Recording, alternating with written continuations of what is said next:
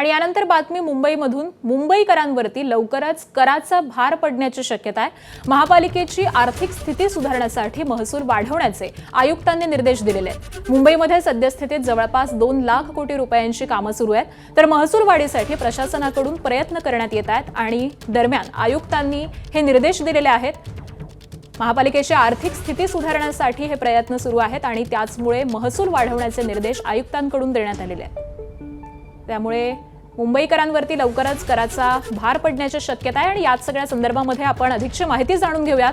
आमचे प्रतिनिधी अजय माने सध्या आपल्या सोबत आहेत। अजय, आपण पाहतोय महसूल वाढवण्यासाठी आता आयुक्तांनी निर्देश दिलेले आहेत आणि त्याचमुळे मुंबईकरांवरती कराचा भार पडण्याची शक्यता आहे, त्यामुळे चिंता वाढणार का मुंबईकरांची?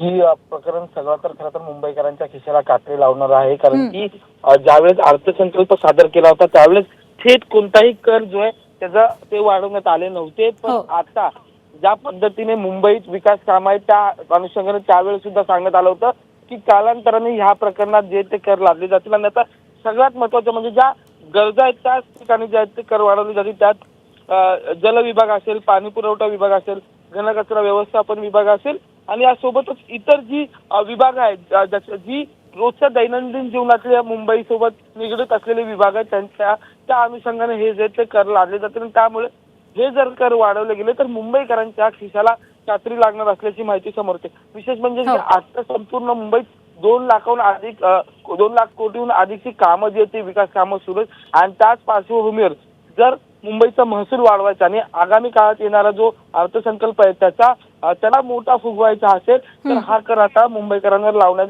येण्याची शक्यता आणि त्या अनुषंगाने पत्र सुद्धा आयुक्तांनी जे ते त्या विभागांना देण्यात आलेलं आहे। अगदी धन्यवाद अजय या सविस्तर माहितीसाठी।